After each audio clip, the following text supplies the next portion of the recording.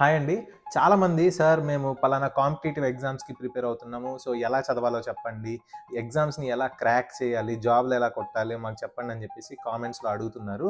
So, ఈ వీడియోలో క్లారిటీగా చెప్తాను. సో, నేను ఎంబీబీఎస్ క్రాక్ చేశాను. పీజీ ఎంట్రన్స్ ఎగ్జామ్ క్రాక్ చేశాను. సూపర్ స్పెషాలిటీ ఎంట్రన్స్ కూడా క్రాక్ చేశాను. సో, అంటే నేనేం డబ్బా కొట్టుకోవట్లేదు భయ్యా. అంటే ఇట్లాంటి ఎగ్జామ్స్ క్రాక్ చేశాను కాబట్టి అసలు ఎలా ఉంటది కాంపిటీషన్ లేకపోతే ఎలా ప్రిపేర్ అవ్వాలో ఒక ఐడియా ఉంటదనమాట. అండ్ సెకండ్ పాయింట్ ఏంటంటే నేను ఎప్పుడు ఫస్ట్ బెంచ్‌లో కూర్చొని రన్నింగ్ నోట్స్‌లు రాసే టాపర్‌ని అసలు కాదనమాట. సో, నా ఎంబీబీఎస్ లెవెల్‌లో నా క్లాస్‌మేట్స్‌కి తెలుసు. I am a very last bencher. అంటే ఏంటంటే నేను బాగా చదివేవాడిని కాదు. ఒక యావరేజ్ స్టూడెంట్‌నే. కానీ ఎగ్జామ్స్‌లో క్రాక్ చేసి ఐ రీచ్ దిస్ లెవెల్ అనమాట. సో, ఎలా చేశానో నేను చేసిన ఫాలో అయిన మెథడ్స్ మీకు చెప్తాను. ఇది ఓన్లీ ఎంబీబీఎస్ వాళ్ళకే కాదండి.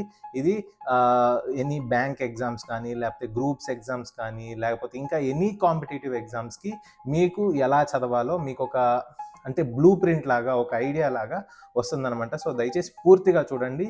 It will help you. ఎందుకంటే చూడండి భయ్యా, ఒక్క ఎగ్జామ్ మీ జీవితాన్ని మార్చేస్తది భయ్యా. ఓకేనా? I have seen many people in my life అలా. నా లైఫ్‌లో నేను చూసాననమాట. ఒక్క ఎగ్జామ్ క్రాక్ చేసి వాళ్ళ ఫ్యామిలీ లైఫ్ అప్‌సైడ్ డౌన్ అయిపోద్దనమాట. ఎంతో పేదలు గుడిసెల్లో ఉండేవాళ్ళు 1 ఇయర్‌లో చూసేసరికి డూప్లెక్స్ ఇళ్లల్లో ఉంటారు. సో, అంటే చెప్తున్నాను, a job will change your life. ఒక ఎగ్జామ్ క్రాక్ చేస్తే మీ లైఫ్ చేంజ్ అవుద్ది. ఈ సోదంతా ఆపేసి ఫస్ట్ చెప్తాను వినండి.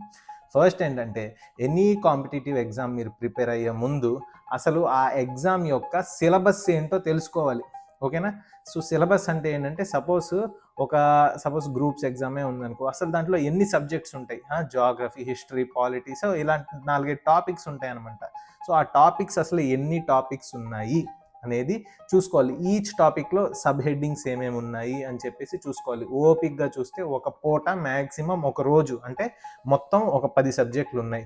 ఆ 10 సబ్జెక్ట్‌లో ఒక్కొక్క సబ్జెక్ట్‌లో 10 చాప్టర్లు ఉన్నాయి. అంటే మొత్తం కలిపి ఒక 100 చాప్టర్లు, ఒక 150 చాప్టర్లు ఉంటాయి అని చెప్పేసి ఒక ఐడియా రావాలి. ఆ చాప్టర్లు ఏంటి అసలు, అంటే ఇండియన్ హిస్టరీలో ఏముంది, లేకపోతే పాలిటీలో ఏముంది, జియోగ్రఫీలో ఏముంది, స్టాటిస్టిక్స్‌లో ఏమున్నాయి, అంటే ఒక ఐడియా తెచ్చుకోవాలి.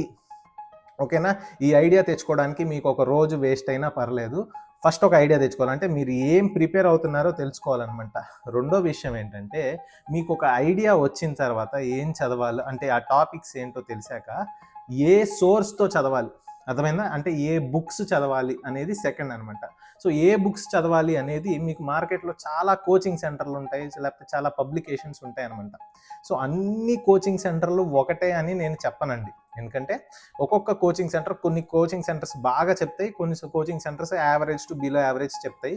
అది మీకు మీ కొలీగ్స్‌తో మాట్లాడితేనో, లేకపోతే ఆల్రెడీ ఒక ఎగ్జామ్ క్రాక్ చేసిన ఎవడో ఒకడు ఉంటాడు కదా! ఇప్పుడు ఎంబీబీఎస్ లెవెల్‌లో నన్ను అడిగి సార్ నీట్ పీజీకి ఏది బావుంటదంటే ఓ 2, 3 కోచింగ్ సెంటర్‌లు చెప్పి ఏది చదివినా బానే ఉంటదని నేను చెప్తాననమాట. ఎందుకంటే నాకు ఐడియా ఉంది.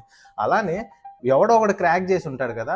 భయ్యా ఏది బెటర్ అని చెప్పేసి ఇద్దరు ముగ్గురిని కనుక్కొని ఒక 2, 3 కోచింగ్ సెంటర్స్‌ని ఫైనలైజ్ చేసుకోండి. అది కోచింగ్ సెంటర్ అవ్వచ్చు, బుక్ అయినా అవ్వచ్చు. లేకపోతే కొంతమంది యూట్యూబ్‌లో కూడా ఫ్రీగా చెప్తున్నారు ఈ రోజుల్లో క్లాసెస్. అవి కూడా ఏమి తీసిపోలేదండి. యూట్యూబ్‌లో చెప్పేవాళ్ళు కూడా చాలా మంచిగా చెప్తున్నారు. I have seen many, even any coaching exam అండి. ఎనీ ఎగ్జామ్ అయినా సరే మీరు ఓపికగా చదవాలి. నేను మళ్ళీ చెప్తున్నాను, ఒక కోచింగ్ సెంటర్ అనేది ఒక లెవెల్ దాటిన తర్వాత అన్ని కోచింగ్ సెంటర్లు ఒకటి వరస్ట్ కోచింగ్ సెంటర్ ఉంటది, నేను ఒప్పుకుంటాను. కానీ ఒక 50, 60% దాటాక అన్ని కోచింగ్ సెంటర్స్ ఆల్మోస్ట్ ఒకటే లెవెల్‌లో టీచ్ చేస్తాయి. అక్కడ స్టూడెంట్ మీద డిపెండ్ అయి ఉంటది. నువ్వు ₹1,00,00,000, ₹1,00,000 పెట్టి కోచింగ్ సెంటర్ జాయిన్ అయినా నీ ఎఫర్ట్ నువ్వు పెట్టకపోతే నీకు ర్యాంక్ రాదు. ఇప్పుడు నీట్ యూజీ లెవెల్‌లో వింటా ఉంటాం గదా! పెద్ద పెద్ద పేర్లు. ఆ పేర్లు నేను చెప్పను గానీ ఆంధ్రప్రదేశ్‌లో ఉంటాయి గదా! సో, అట్లాంటి ఇంటర్మీడియేట్ కాలేజీలు, అట్లాంటి కాలేజీల్లో 3, 4 ఉంటాయి. ఆ 3, 4లో ఉన్న స్టూడెంట్స్ ప్రతి ఒక్క ఇన్‌స్టిట్యూట్‌లో టాపర్స్ వస్తారు. అదేంటి ఇదే ఇన్‌స్టిట్యూట్ టాప్ గదా! దీంట్లో ఎలా టాపర్ వచ్చాడంటే, ఈ ఒక లెవెల్ దాటిన తర్వాత అన్ని ఇన్‌స్టిట్యూట్స్ ఒకే లెక్కలో ఉంటాయి భయ్యా. మన స్టూడెంట్ మీద ఆధారపడి ఉంటాయన్నమాట. కాబట్టి అయ్యో! నేను ఆ కోచింగ్ సెంటర్ జాయిన్ అవ్వలేదు కాబట్టి నాకు ర్యాంక్ రాలేదు అని చెప్పేసి ఎవడైనా చెప్తే గనక నమ్మకండి. వాడు ఏంటంటే వాడు సరిగ్గా చదవక అలా చేశారనమాట. సో, కోచింగ్ సెంటర్ మీద బ్లైండ్‌గా వెళ్ళకండి. ఒక లెవెల్ దాటాక అన్ని కోచింగ్ సెంటర్స్ ఒకటే. మీరు చదివే దాన్ని బట్టి ఉంటది. సో, అందుకే ఇద్దరు, ముగ్గురు సీనియర్స్‌తో మాట్లాడండి. ఏ బుక్స్ చదవాలి, ఏ కోచింగ్ సెంటర్‌కి వెళ్ళాలో తెలుసుకొని, థర్డ్ పాయింట్ ఏంటంటే, ఒక కోచింగ్ సెంటర్కి ఫిక్స్ అయ్యాక అన్నీ మూసుకొని ఆ కోచింగ్ సెంటర్లోనే కంటిన్యూ అవ్వండి. ఎందుకంటే నేను చేసిన తప్పు ఇక్కడ చెప్తాను అనమాట. సో నేను నీట్ పీజీకి ప్రిపేర్ అయ్యేప్పుడు నేను ఒక మంచి కోచింగ్ సెంటర్ జాయిన్ అయ్యానంటే ఇండియాలో అది టాప్ 1 or 2, 3 ప్లేసెస్లో ఉంటుందన్నమాట. అయితే నేను ఆ కోచింగ్ సెంటర్కి వెళ్తే నా పక్కన నా హాస్టల్లోనే ఇంకొకడు వేరే కోచింగ్ సెంటర్కి వెళ్తున్నాడు, అది కూడా టాప్ 1, 2, 3లోనే ఉంటుంది అనమాట. నేను ఎర్రిపప్పలాగా నా కోచింగ్ సెంటర్లో ఈ నోట్స్లు చదవకుండా, ఒరే వాడు నా కోచింగ్ సెంటర్ వాడు 100 పేజీలే చెప్పాడు, ఆ పక్కన కోచింగ్ సెంటర్ వాడు 150 పేజీలు చెప్పాడు, అంటే వాడు ఇంకా బెటర్ అని చెప్పేసి నేను నా కోచింగ్ సెంటర్లో నోట్స్ పైన చదివి ఆ పక్కనోడు కోచింగ్ సెంటర్లో జిరాక్స్లు తీసుకొని అవి చదివి ఇవి చదివి, అంటే ఒక 4-5 కోచింగ్ సెంటర్లు అన్ని నోట్స్లు ఎత్తుక్కొని తీసుకొచ్చి చదివి ఒక ఇయర్ వేస్ట్ చేసుకున్నా. నా ఫస్ట్ అటెంప్ట్లో నాకు పీజీ సీట్ రాలేదు 1 year చదివిన తర్వాత కూడా. ఎందుకంటే నేను నాకున్న సోర్స్, నా చేతిలో ఉన్న సోర్స్ నేను నమ్మకుండా పక్కన సోర్స్ వెతుక్కుంటా వాడు ఇంకా ఎక్కువ చెప్తున్నాడేమో, ఈ నోట్స్లో ఇంకా ఎక్కువ పాయింట్స్ ఉన్నాయేమో, ఈ నోట్స్లో ఇంకా ఎక్కువ బొమ్మలు ఉన్నాయి, ఇమేజెస్ ఉన్నాయి, ఎక్కువ ఎంసీక్యూస్ ఉన్నాయి ఈ బుక్లో అని చెప్పేసి అలా ప్రతి 4-5 సోర్సులన్నీ వెతుక్కొని నేనేదో కలిపి కొట్టి ఒక మసాలా చేసి కాక్టైల్ లాగా చేసి అన్నీ చదువుదాం అనుకున్నాను. ఎర్రి పప్పనయ్యాను నేను. ఓకేనా? ఒక కోచింగ్ సెంటర్కి మీరు ఫిక్స్ అయ్యి ఆ కోచింగ్ సెంటర్ వాడు ఇచ్చే నోట్స్, ఆ కోచింగ్ సెంటర్ వాడు ఇచ్చే ఎంసీక్యూస్, బిట్స్ అంటే మల్టిపుల్ చాయిస్ క్వశ్చన్స్, ఆ కోచింగ్ సెంటర్ వాడు ఇచ్చే అప్డేట్స్, లేటెస్ట్ పాయింట్స్, అంటే ముందు చెప్తున్నా మీరు ముందుగానే రీసెర్చ్ చేసి ఒక కోచింగ్ సెంటర్కి వెళ్ళండి. ఆ కోచింగ్ సెంటర్లో కూడా ఇంకొకటి గుర్తుపెట్టుకోండి, ఎవడైతే కోచింగ్ సెంటర్లో పాయింట్లన్నీ తీసుకొచ్చి నెత్తి మీద వేస్తున్నారు అనుకోండి, మొత్తం టెక్స్ట్ బుక్లో ఉన్న పాయింట్ అన్నీ చెప్తున్నారు అనుకోండి, అది కోచింగ్ సెంటర్ అవ్వదు భయ్య. కోచింగ్ సెంటర్ అంటే ఏంటంటే టెక్స్ట్ బుక్లో ఉన్న పాయింట్స్ 10 పేజీల్లో ఉన్న పాయింట్స్లో వెతికి ప్రీవియస్ ఇయర్స్ ఎట్లాంటి క్వశ్చన్స్ ఇస్తున్నారు, ఎట్లాంటి పాయింట్స్ ఇస్తున్నారో తెలుసుకొని దాన్ని కన్సైజ్ చేసి 10 పేజీలని ఒక 2 పేజీల్లోకి కన్సైజ్ చేసి మీకు చెప్పేవాడు కోచింగ్ సెంటర్ అవుతాడు. అర్థమైందా? సో మీరు మెయిన్ టెక్స్ట్ బుక్ 1000 పేజీలు ఉండి కోచింగ్ సెంటర్ నోట్స్ 500 పేజీలు ఉందనుకోండి, అది కోచింగ్ సెంటర్ కాదు భయ్య. కోచింగ్ సెంటర్ అంటే కన్సైజ్ చేసి ఇంపార్టెంట్ పాయింట్స్ని మీకు అర్థమయ్యేటట్టు ఫ్లో చార్ట్స్ రూపంలో చెప్పేవాడే ప్రాపర్ కోచింగ్ సెంటర్. కాబట్టి మీరు కోచింగ్ సెంటర్లో జాయిన్ అయ్యేటప్పుడు ఎక్కువ పేజీలు నోట్స్ చెప్పేవాడు బెస్ట్ కోచింగ్ సెంటర్, తక్కువ పేజీలు చెప్పేవాడు వేస్ట్ కోచింగ్ సెంటర్, ఒరేవాడు అసలు ఏం తక్కువ చెప్పాడు అనుకోమాకండి. ఓకేనా? కోచింగ్ సెంటర్ అనేది దానికి ఒక కొన్ని క్యారెక్టరిస్టిక్ ఫీచర్స్ ఉంటాయన్నమాట. సో కాబట్టి ఎక్కువ పేజీలు కాదు, చెప్పిన దాంట్లో కంటెంట్ ఎంత ఉంది. ఇప్పుడు మీరు 500 పేజీలు చదివి దాంట్లో నుంచి 100లో 90 ఎంసీక్యూస్ వచ్చాయి. అయితే నువ్వు 200 పేజీలు చదివి ఆ 100లో 80 ఎంసీక్యూస్ వచ్చాయి అనుకోండి, నా దృష్టిలో 200 పేజీలు చదివి 100లో 80 ఎంసీక్యూస్ స్ట్రైక్ రేట్ ఉన్న కోచింగ్ సెంటర్ బెస్ట్. అంటే నీకు 90 ఎంసీక్యూస్ 500 పేజీలు చదివితే ఆ 10 ఎంసీక్యూస్ ఎక్స్ట్రా వచ్చాయి 300 పేజీలు చదివితే. కానీ నువ్వు ఈ 200 పేజీలు చదివితేనే నువ్వు 80 ఎంసీక్యూస్ క్రాక్ చేస్తావు చూసావా, అట్లాంటి కోచింగ్ సెంటర్ మంచిది. అంటే నువ్వు అట్లాంటి కోచింగ్ సెంటర్ జాయిన్ అయ్యి అదే నోట్స్ని మల్టిపుల్ టైమ్స్ రివిజన్ చెయ్యాలా. 4th పాయింట్ రివిజన్ భయ్య. ఏంటంటే మీరు ఒక కోచింగ్ సెంటర్లో జాయిన్ అయ్యాక ఆ పాయింట్స్ అన్ని, ఎనీ ఎగ్జామ్ మళ్ళీ చెప్తున్నాను, గ్రూప్స్ అవ్వచ్చు, లేకపోతే బ్యాంక్ ఎగ్జామ్స్ అవ్వచ్చు, టెట్ ఎగ్జామ్ అవ్వచ్చు, ఎనీథింగ్, మీరు ఇంకో సమ్ టాఫెల్లో ఏవో మన అవన్నీ తెలీదు. సో ఇట్లాంటి ఎగ్జామ్స్లో మీరు ప్రిపేర్ అయ్యేటప్పుడు రివిజన్ ఈజ్ వెరీ ఇంపార్టెంట్. నేను మొత్తం చదివేశాను భయ్య, 6 నెలలు కూర్చొని ఆ బుక్ మొత్తం చదివానంటే అవ్వదు. బుక్ని, ఆ కోచింగ్ సెంటర్ నోట్స్ని మీరు 4-5 సార్లు పీడేయాలి భయ్య. ఎవడైనా వచ్చి అరే వీడు పెద్ద బట్టి గాడరా బాబు, బట్టి కొడతా ఉంటాడని చెప్పేసి ఎవడైనా అంటున్నాడు అనుకోండి, పట్టించుకోమాకండి. కొంతమంది ఏంటంటే అన్నట్టు వాడేంటి వీడు చదవలేడు, వీడు బట్టి కొడతాడు, అది ఇది అంటారు. అర్థమైందా? సో మీరు ఏదైనా గుర్తు పెట్టుకోవాలి భయ్య. నువ్వు long ago so long ago కొంతమంది పల్లెటూరులో తెలుగు మీడియంలో చదువుకునే వాళ్ళు చెప్పిందే చదివి కళ్ళు మూసుకొని చదివి చెవులు మూసుకొని చదువుతూ ఉంటే వాళ్ళకి గుర్తుంటాయి. మీరు అలా చదివినా పర్వాలేదు, అర్థం చేసుకొని చదవడానికి ప్రయత్నం చేయండి. అర్థం చేసుకుంటే బాగా గుర్తుంటాయి. కొంతమందికి అర్థం చేసుకొని చదివినా సరే గుర్తుండదు, అట్లాంటి వాళ్ళు బట్టి కొట్టాల్సి వస్తుంది. సో బట్టి అనేది తప్పు కాదు, వీడు పెద్ద బట్టి గాడని చెప్పేసి అంటే మా లెవెల్లో ఉండదు. కానీ కొంతమంది చిన్నపిల్లల్లో 10వ తరగతి లెవెల్లో లేకపోతే ఇంటర్మీడియట్ లెవెల్లో పక్కన వాళ్ళ ఫ్రెండ్స్ వీడు బట్టి కొడతాడు రా బాబు అని అనుకుంటా ఉంటారు. మీరేమి ఇన్ఫీరియర్గా ఫీల్ అవ్వద్దు భయ్య. ఓకేనా? అందరి టాలెంట్ ఒకే రకంగా ఉండదు కదా, అందరి టాలెంట్ ఒకే రకంగా ఉండదు.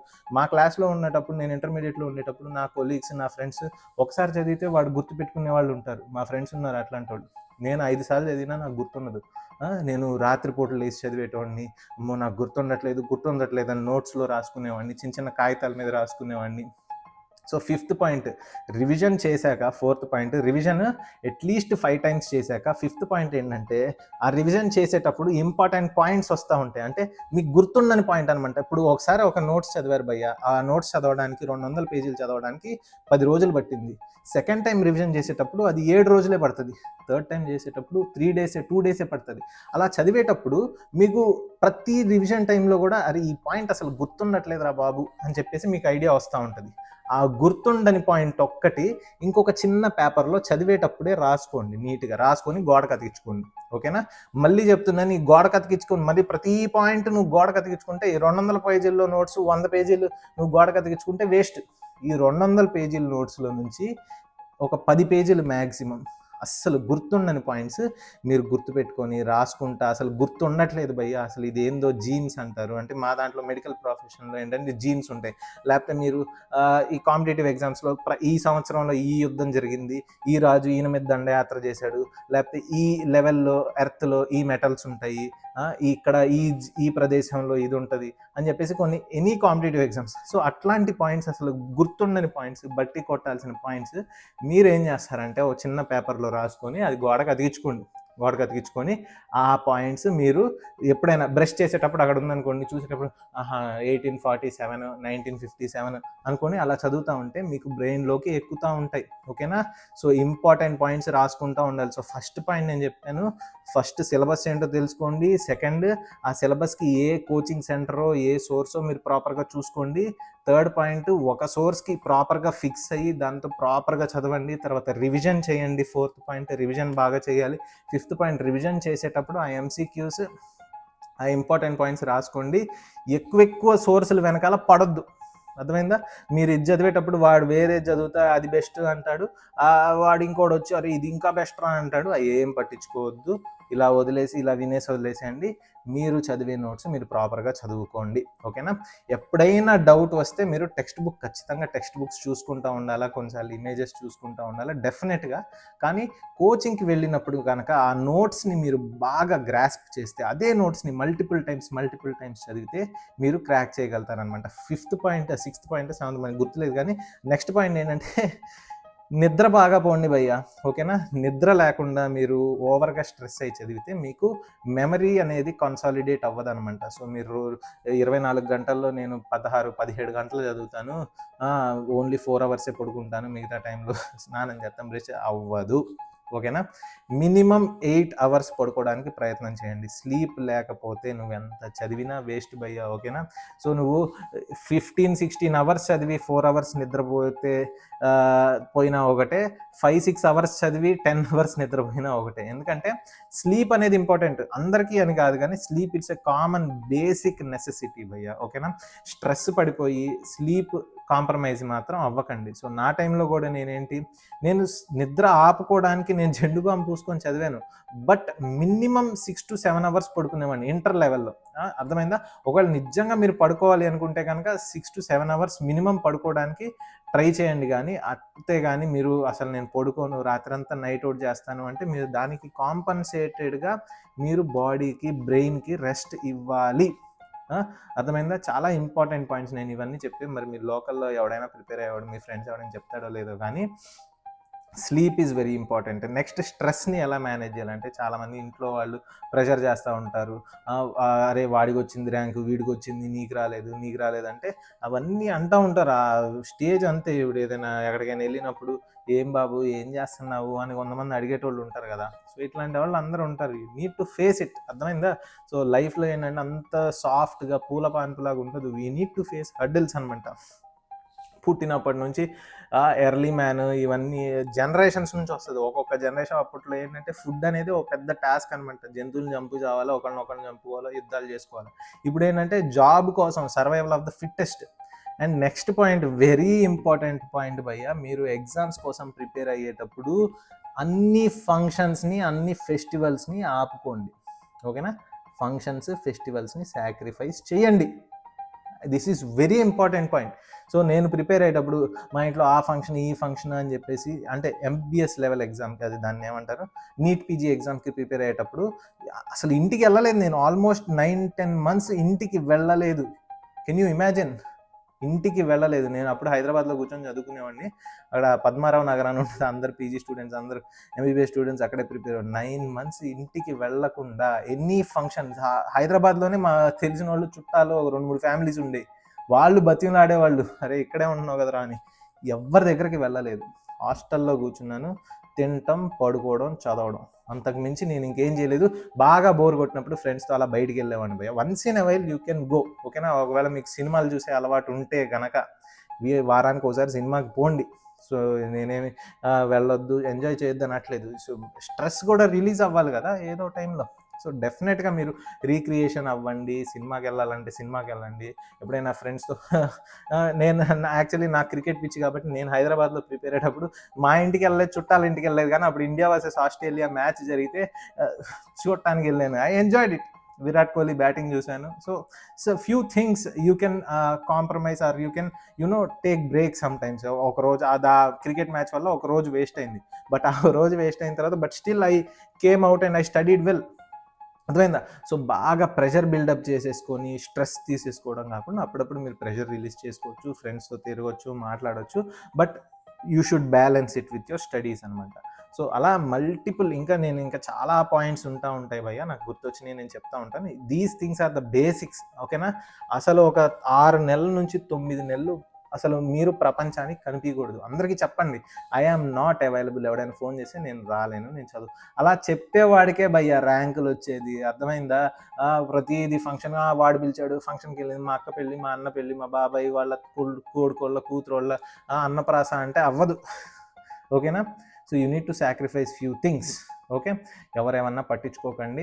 నేను చెప్పిన పాయింట్స్ మళ్ళీ చదవడం, వీడియో చూడటానికి ప్రయత్నం చేయండి. I will try to put in the description, ఒకవేళ మీకు గుర్తుండకపోతే ఇంత సోది చెప్పాడు అనుకుంటే కనుక. Have a nice day. బాగా మంచిగా ఎగ్జామ్స్ ప్రిపేర్ అవ్వండి. మళ్ళీ చెప్తున్నాను, 1 exam can change your life forever. అర్థమైందా? సో కాబట్టి all the best, all the young students who are preparing for the competitive exams. ఏ డిగ్రీ కంప్లీట్ అయినా సరే నేను ఒకటే చెప్తాను భయ్య, కాంపిటేటివ్ ఎగ్జామ్స్కి ప్రిపేర్ అవ్వండి. మల్టిపుల్ ఎగ్జామ్స్ ఉన్నాయి, కొన్ని ఈజీగా వచ్చే జాబ్స్ కూడా ఉంటాయి. ఫస్ట్ ఒక జాబ్లో దూరిపోయారంటే కనుక నెక్స్ట్ మీకున్న నాలెడ్జ్ని బట్టి, మీకు టైం దొరికిందని బట్టి ఇంకొక ఎగ్జామ్కి ప్రిపేర్ అయ్యి మీరు మూవ్ ఫార్వర్డ్ అవ్వచ్చు, ఓకేనా? ఒకే ఎగ్జామ్ నేను యూపీఎస్సీకి ప్రిపేర్ అయితే యూపీఎస్సీయే కాదు, యూపీఎస్సీ కాకపోతే అదే సిలబస్లో కొద్దిగా మోడిఫికేషన్ జరిగి బ్యాంక్ ఎగ్జామ్స్ ఉంటాయి, లేకపోతే గ్రూప్స్ ఎగ్జామ్స్ ఉంటాయి. You can slide it, you can attempt every exam. అర్థమైందా? సో ఇంతకంటే ఇంకా నేను మీ బుర్ర తినదలుచుకోలేదు. All the best. మీకు ఈ వీడియో నచ్చితే కనుక దయచేసి లైక్ చేయండి, షేర్ చేయండి, కామెంట్ చేయండి. పలానా ప్రాబ్లం ఉంది, దీని గురించి చెప్పండి అని అడిగితే కనుక I will try my best to explain. Okay, have a nice day.